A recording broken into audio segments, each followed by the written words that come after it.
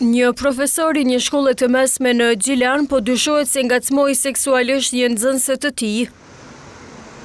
I njëjti është arrestuar nga policia e Kosovës dhe me vendim të prokurorit është dërguar në mbajtje për 48 orë. Është raportuar se viktima femër kosovare është ngacmuar seksualisht nga i dyshuari mashkull kosovar. I dyshuari është arrestuar dhe pas intervistimit me vendim të prokurorit dërgohet në mbajtje.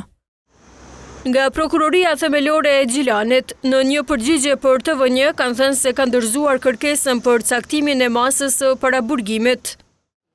Raste si ky i Gjilanit, sipas njerëzve të arsimit, shpërfaq nevojën që personelit arsimor të bëhen kontrolle të vazhdueshme psikiatrike.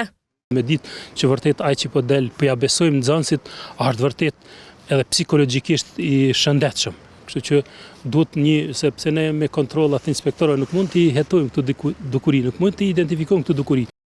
Por pos këtij rasti, në raportin 24 orësh të policisë, u raportuan edhe disa raste të tjera. Në Graçanic, i dyshuari mashkull kosovar kishte ushtruar dhunë verbale ndaj viktimës femër kosovare. Në Graçanic, i dyshuari mashkull kosovar dyshohet se ka ushtruar dhunë psiqike ndaj viktimës femër kosovare.